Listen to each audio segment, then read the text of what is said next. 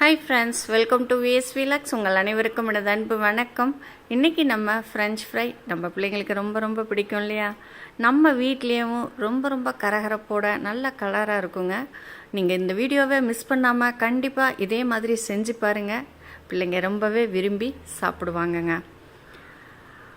இந்த French fry செய்கிறதுக்கு உருளைக்கிழங்கு மட்டும் நல்லா கட்டியாக இருக்கிற உருளைக்கிழங்கு எடுத்துக்கோங்க. நான் ஒரு 4 உருளைக்கிழங்கு எடுத்திருக்கேங்க. இதை நல்லா தோல் சீவி எடுத்துக்கலாம்.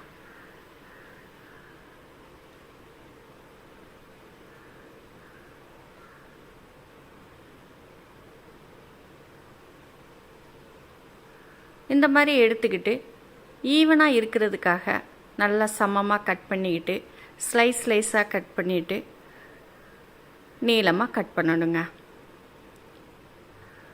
இது கட் பண்ணுறதுக்கு தான் டைம் எடுக்கும். ரொம்ப தின்னாக இல்லாமல் கொஞ்சம் திக்காக நீளமாக கட் பண்ணிக்கோங்க.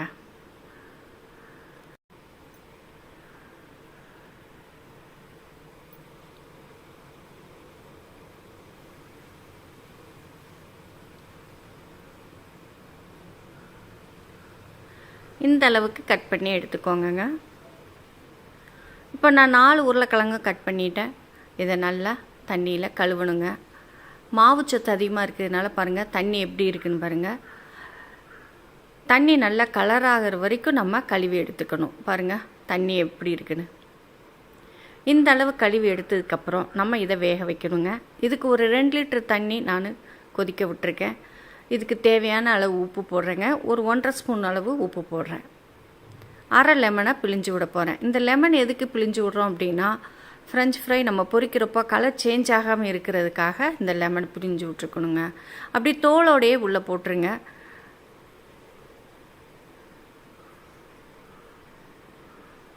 தண்ணி கொதிக்க ஆரம்பித்தோடனே நம்ம உருளைக்கிழங்கு எல்லாம் போட்டு 3/4 பதம் மட்டும் வேக விடணுங்க. நல்லா வெந்துடக்கூடாது. ஏன்னா நம்ம எண்ணெயில் வேற பொரிக்க போகிறோம். அதனால் 3/4 பதம் வெந்த உடனே எடுத்துடணுங்க. வடிகட்டி எடுத்து வச்சுக்கணும். நம்ம வேக ஆரம்பித்த உடனே கொஞ்சம் கிளறி விடணுங்க. அடியில் வெந்திருக்கும், மேலே வேகாமல் இருக்கும். அதனால் அடிக்கடி இப்படி கலந்து விட்டுக்கோங்க. ஒரு 4-5 நிமிஷம் ஆகுங்க வேகிறதுக்கு. இப்போ நம்ம நல்லா 3/4 பதம் வெந்துருச்சு. இதை வடிகட்டி ஒரு பிளேட்டில் ஆற வைக்கலாம்.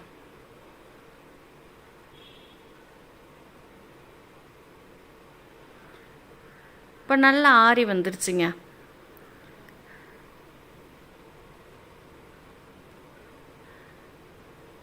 ஃபேன் கடியில் வச்சோம் அப்படின்னா சீக்கிரமாகவே ஆறி போயிடும். நல்லா ஆறினதுக்கப்புறம் இதில் ஒரு 2 ஸ்பூனு கார்ன்ஃப்ளவர் மாவை தூவி விட்டுறலாம்.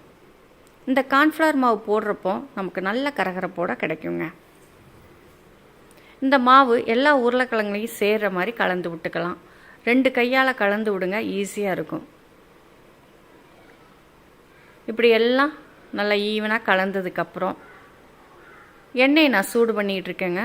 எண்ணெய் லைட்டாக தான் சூடாகணும். ஃபஸ்ட் ட்ரிப்பு பொரிக்க போகிறோம். இப்போது இந்த ஃப்ரெஞ்ச் ஃப்ரை 2 தடவை பொரிக்கணுங்க.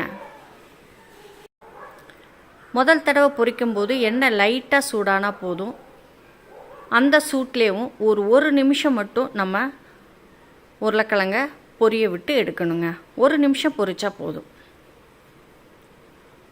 அப்படி எல்லா உருளைக்கிழங்கையும் பொரித்து எடுத்துக்கிட்டு அதுக்கப்புறம் தான் நம்ம செகண்ட் ட்ரிப்பு பொரிக்கணும். இப்போ நம்ம எடுத்துடலாங்க. இதை எடுத்து ஒரு பிளேட்டில் போட்டு ஆற வைக்கணுங்க. இந்த மெத்தடில் நம்ம இந்த ஃப்ரெஞ்ச் ஃப்ரை செஞ்சோம் அப்படின்னா நல்ல கரகரப்போட கலராக நல்லா இருக்குங்க. இந்த வீடியோவை நீங்கள் ஸ்கிப் பண்ணாமல் கண்டிப்பாக இதே மாதிரி செஞ்சு பாருங்கள். நீங்கள் கடை பக்கமே போக மாட்டீங்க, வீட்டில் தான் செய்வீங்க. இப்போ எல்லாத்தையும் நான் பொரித்து எடுத்துட்டேங்க. First trip. இன்னும் செகண்ட் ட்ரிப்பு பொரிக்கணும். ஆனால் நல்லா ஆறுனதுக்கு அப்புறம் தாங்க பொரிக்கணும். சூடோடு பொரிக்கக்கூடாது. இப்போ நல்லா ஆறி வந்துருச்சு. எண்ணெய் நல்லா சூடு பண்ணிக்கணும். நல்லா சூடானதுக்கப்புறம் ஸ்டவ்வை மீடியமில் வச்சுக்கிட்டு நம்ம ஏற்கனவே ஒரு தடவை பொரிச்சு வச்சுருக்கோம் இல்லையா, அதை இப்போ போட்டுடலாம். எண்ணெய் எந்த அளவு பத்துமோ அந்த அளவுக்கு போட்டு நல்லா பபிள்ஸ் எல்லாம் அடங்கி வர்றப்போ நம்ம எடுத்துக்கலாம். எவ்வளோ நேரம் புரிஞ்சாலும் நமக்கு கலர் சேஞ்ச் ஆகாது. ஏன்னா நம்ம லெமன் விட்டு தான் வேக வச்சுருக்கோம். நீங்கள் கண்டிப்பாக இதே மாதிரி செஞ்சு பார்த்து சாப்பிட்டு பாருங்கள். இந்த வீடியோ பிடிச்சிருந்தாலும் உங்கள் ஃப்ரெண்ட்ஸ் சர்க்கிளுக்கு ஷேர் பண்ணி விடுங்கங்க. அப்படியே ஒரு லைக்கை போடுங்க. எப்படி இருக்குன்னு எனக்கு சொல்லுங்கங்க. அருமையான ஃப்ரெஞ்ச் ஃப்ரை ரெடி. பார்க்கும்போதே சாப்பிட்ணுன்னு தோணும். எவ்வளோ செஞ்சாலும் தட்டு காலியாயிருங்க. கண்டிப்பாக ட்ரை பண்ணுங்கள்.